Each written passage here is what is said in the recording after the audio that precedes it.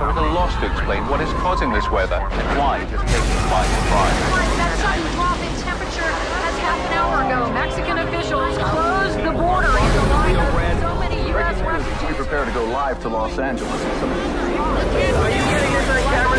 What you see is happening now. What's over there behind me? That's a tornado! Yes, a twister! This is just massive.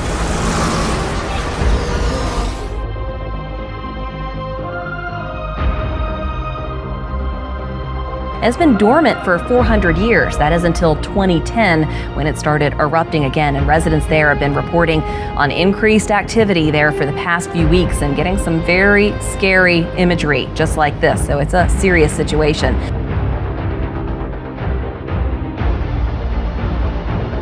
Well, heavy rain turned dangerous in San Diego, actually washing out roads, tearing down trees, even bringing down a bridge. Roads, cars underwater, manholes, sinkholes reported.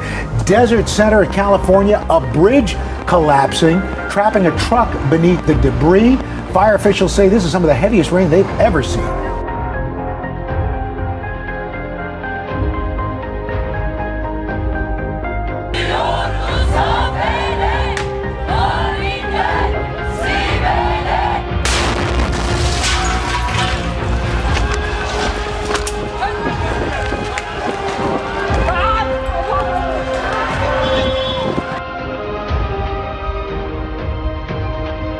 Well, there was actually snow atop Mauna Kea on the Big Island in the middle of July. The winter-like conditions have created icy road conditions, and a park ranger reported a mix of rain, snow, and fog this morning.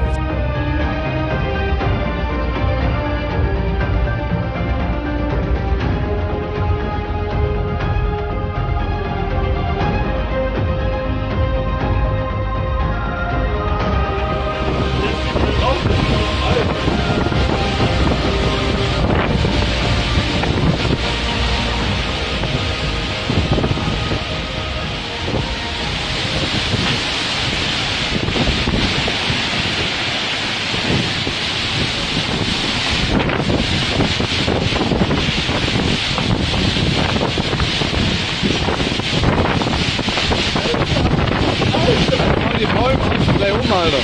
Oh, der schreckt nicht bei euch, Alter. Bei euch. Der springt runter.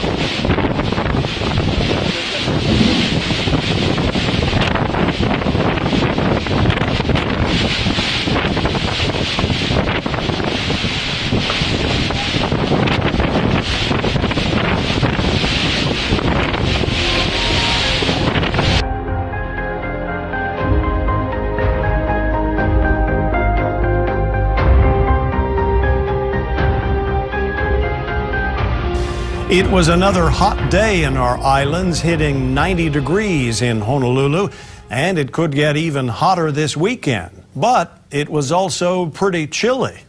How's that, you say? Well, there was actually snow atop Mauna Kea on the Big Island in the middle of July.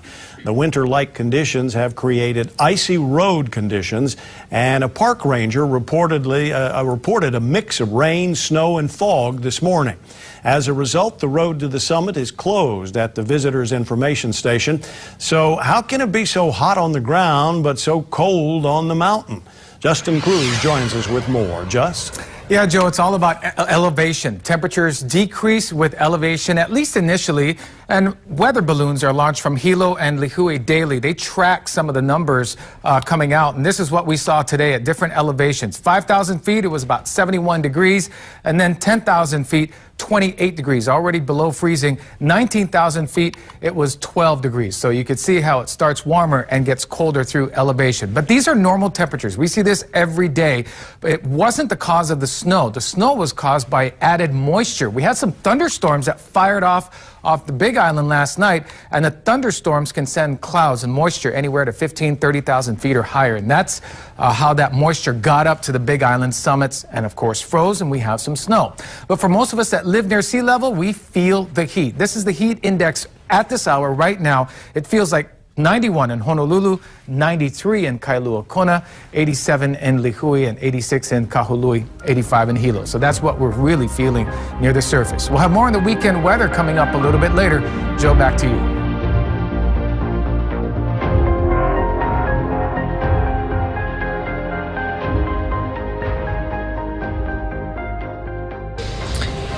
And this is a live picture of that breaking news story we first told you on News Channel 3 at the top of the news. This is called the North Fire. Look at those burned cars on Interstate 15 in San Bernardino County. This is the Cajon Pass, the main route to Las Vegas. This is all connected to a 2,000-acre fire that broke out this afternoon. It's burned dozens of vehicles. We have the numbers of 50 to 75 vehicles that are on the freeway there. Dozens are burned. Others are just stranded there. So far, no one has been harmed by the flames. It was burning in the median just north of State Route 138, according to Caltrans. What was interesting about this, and you see aircraft flying now, but earlier some of the airplanes, the air tankers, had to be grounded because a drone was spotted in the area, and the protocol calls for those air tankers to come down when the drones are in the area because they fear that there could be a collision. And the live shot you're looking at are water-dropping helicopters that have been making targeted drops right on the vehicles, whereas the air tankers have been cutting a line. You see over to the right of the screen there, that orange Phos-Chek line, which is creating a cooling off area for the fire. If it gets there, it won't be as much.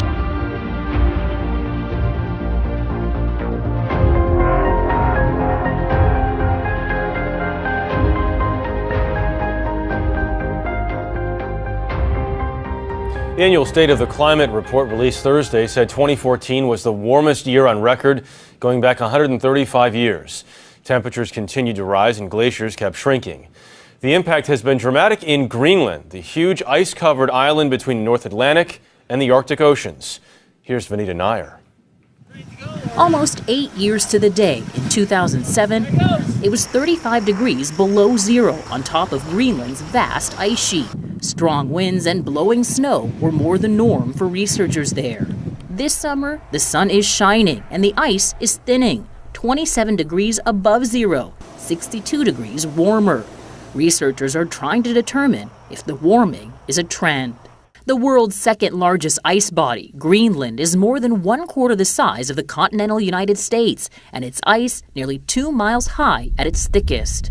Since 1989, researchers have been ferried to the Greenland Environmental Observatory. Greenland stores an enormous amount of water in the form of ice. University of Montana glaciologist Joel Harper has been camping each summer on Greenland's ice sheet, studying how glaciers and ice move. In recent decades, it's certainly been melting more than is replenished from snowfall, and that's causing sea level to come up. Evidence of the increased ice melt can be seen from the air in the form of these blue pools. Satellite images show that on the warmest day this month, half the ice sheet surface was melting, double the norm for this time of year. As glaciers melt, they darken, which combined with sediment and global air pollution further speeds up the process. In Greenland, the farther north you go, the dirtier the air becomes. University of Colorado researcher Michael O'Neill has been measuring pollutants here since 2008. Most of the industry is in the northern hemisphere, and that's where we see the highest concentrations of the man-made chemicals. The darker the ice, the faster it melts into the ocean. Greenland contributes about 40% of current sea level rise. Over the past century, the world's oceans have risen 4 to 8 inches. By the end of this century, scientists predict sea level rise will be the greatest environmental threat to coastal cities from Miami to Mumbai. Vanita Nair, CBS News, New York.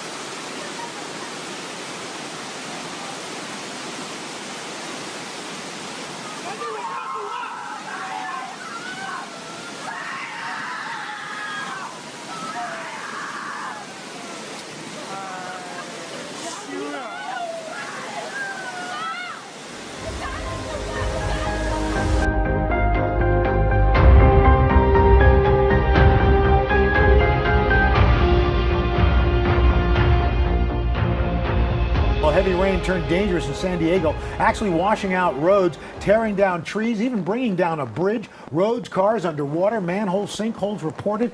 Desert Center, California, a bridge collapsing, trapping a truck beneath the debris. Fire officials say this is some of the heaviest rain they've ever seen. I've worked here for almost 17 years, and I've seen that Alvarado Creek fill up and get pretty high and flowing really good, but never to the point where it got this high and coming over the road and almost into the trailer parks. San Diego seeing more rainfall than it's ever seen in the month of July.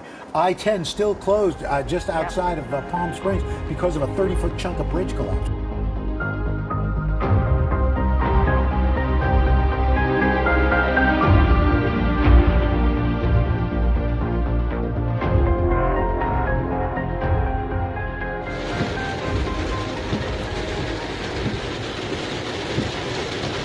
What am I going to hook it to? Buddy, his other guy's hardcore. At least he knows what he's doing. He's not afraid to get wet. I just want to make sure it's fucking.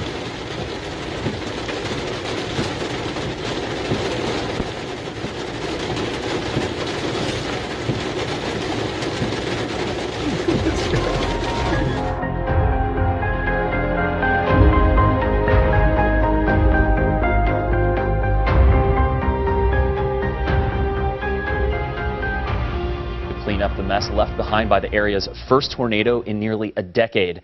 The National Weather Service confirmed an EF1 tornado touched down in Rock and Walworth counties on Saturday.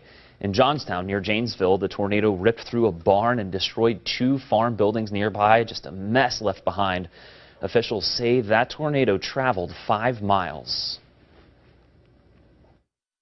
It was pretty interesting to see that path. While it was short, it was quick and it was wide enough to cause that significant damage. There was indeed an EF1 tornado that occurred in this area. And despite all that damage, fortunately, no one was hurt.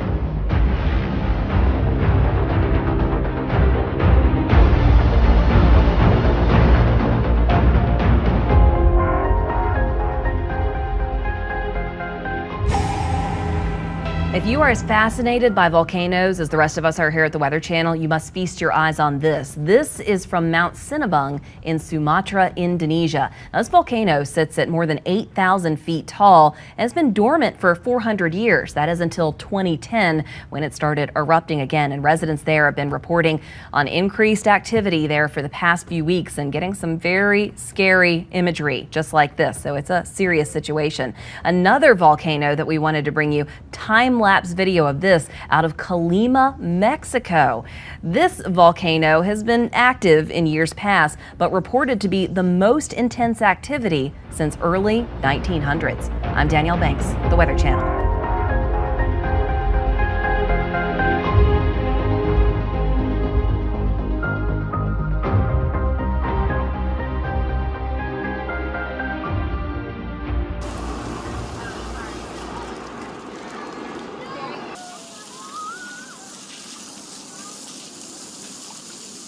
On a hot day, honestly, this is the only thing to do. Otherwise, we'd go inside to like the Children's Museum, perhaps. Here, the summer is so hot and winter so cold. But it's better, it's better.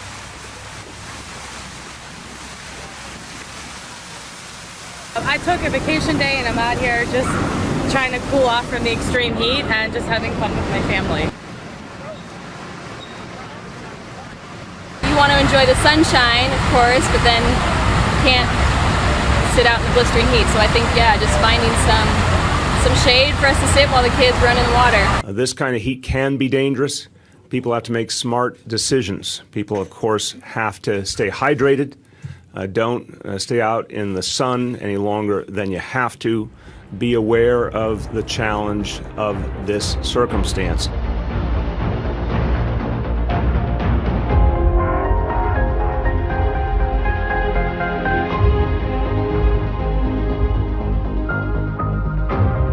Of locations around Kern County that were inundated with flooding and mudslides overnight. In some areas, emergency crews simply bracing for a possible repeat today. 23 ABC's Laura Acevedo joins us live from an area southeast of Bakersfield where the water is still flowing. Laura. Thanks, Mike. We're out here on Tejon Highway and Mountain View Road, where, as you can see, the water is still flowing pretty quickly from that storm that came last night. Water is flowing. I don't know if you can see these people out here. They are doing everything CHP wants you not to do.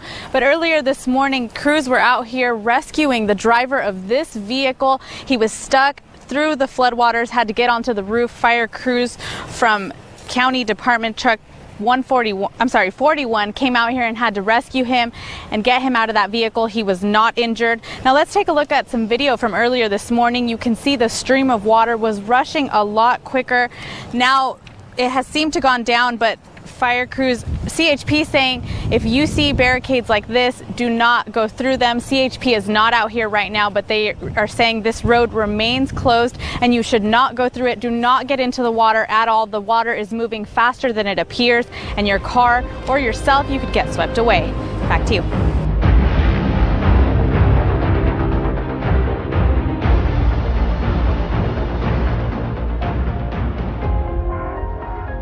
A bomb ends up on a Bay Area beach. This morning, ABC News is looking into how it got there and why something like this could happen again. This morning, a section of St. Pete Beach has reopened to the public after authorities blew up that bomb yesterday. ABC Action News reporter Adam Weiner's there. And Adam, a lot of people wondering how this World War II era device could wash ashore in the first place.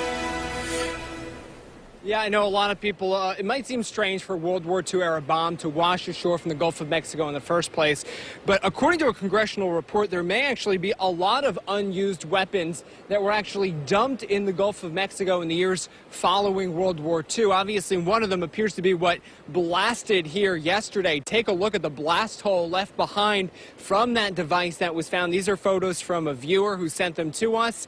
Obviously just quite a massive hole. That was before they filled it all in with sand, and whatever it was, this M122, that was the official type of bomb, just one of the kinds of ammunition that was actually discarded into the Gulf after the war. That's all from a 2007 report on the leftover ammunition, and it's really just what the Army even bothered to report. This was all really before the U.S. government decided there might be a more environmentally friendly way of disposing these kinds of weapons. Obviously some of them could be very toxic. Now, authorities tell us that the one that washed ashore just yesterday is not toxic, and all that's really left behind is just this dark residue you can see here right on the sand here. The MacDill Air Force Base experts telling us that it's safe, and a lot of this residue is eventually just going to wash right back into the Gulf, but it's fine. We've seen beachgoers walking by, checking it out this morning, just very curious. But the authorities again telling us there's really nothing but just leftover residue here on the sand. Back to you in the studio.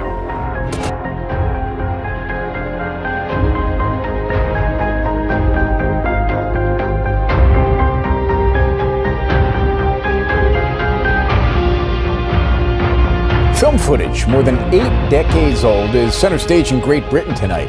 The newspaper The Sun has published images of Queen Elizabeth as a little girl performing a Nazi salute.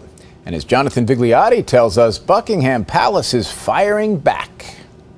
The home video obtained by British tabloid The Sun shows the young queen and her sister waving to the camera in their garden 82 years ago. The Queen's mother then raises her hand in what appears to be the Nazi salute. Queen Elizabeth, then a 7-year-old princess, mimics the gesture, followed by her uncle, Prince Edward.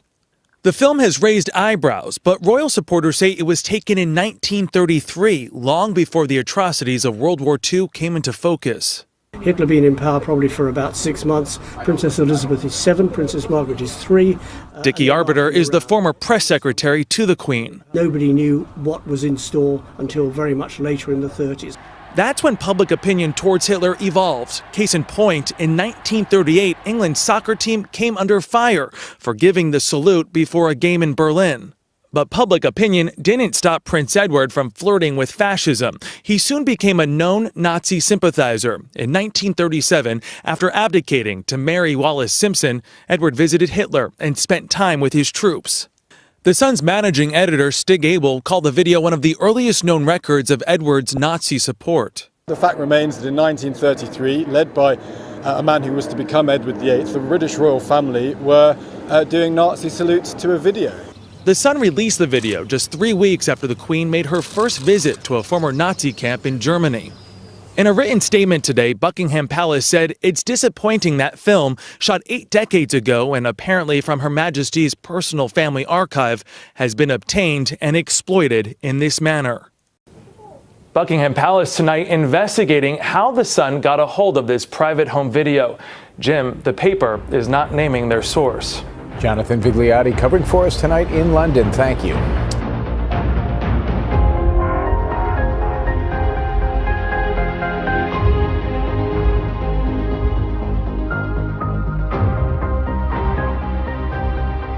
The Cuban people's oppressors will not hesitate to use this embassy as a spy hub, as they have done in the past, to threaten our homeland. Today is a sad day for U.S. national security interests and human rights around the world.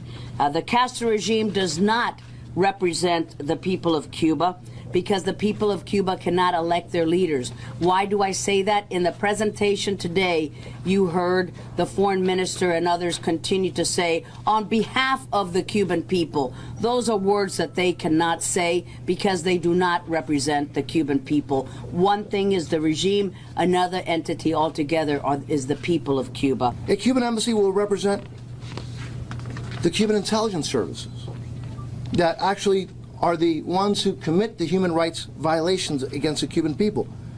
It's going to serve as a hub of espionage against the United States and against, again, the interests of the Cuban people in the island.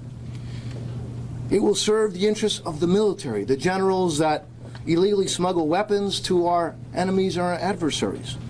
And most directly, that so-called embassy will serve the dictators that continue to impoverish, to brutalize, and to oppress the Cuban people.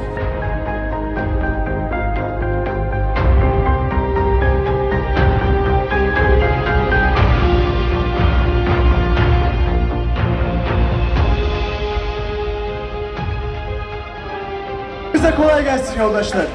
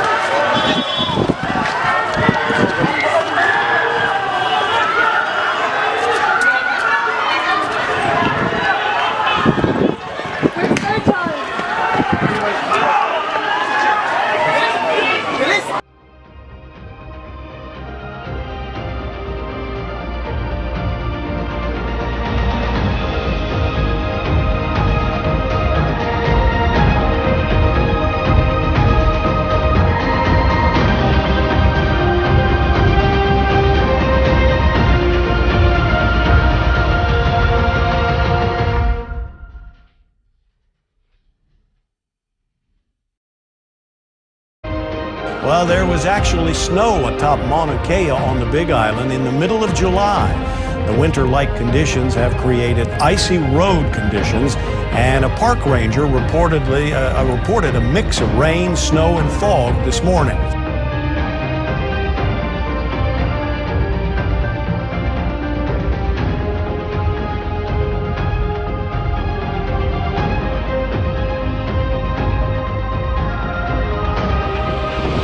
Trapping a truck beneath the debris.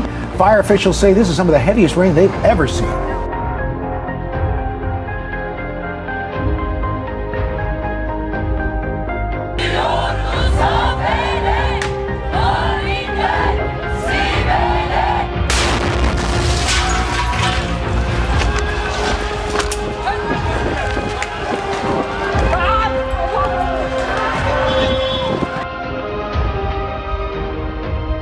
Years. That is until 2010 when it started erupting again, and residents there have been reporting on increased activity there for the past few weeks and getting some very scary imagery just like this. So it's a serious situation.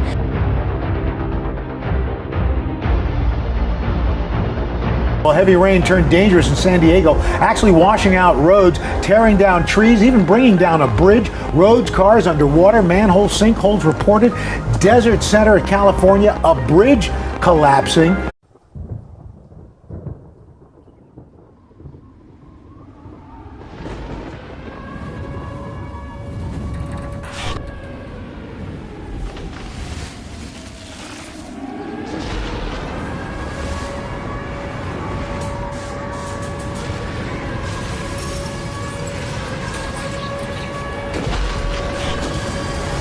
Meteorologists are at a loss to explain what is causing this weather and why it has taken them by surprise.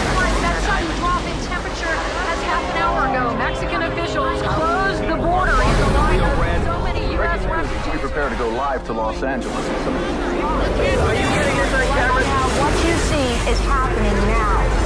What's over there behind me? That's a tornado! Yes, a twister! This is just massive.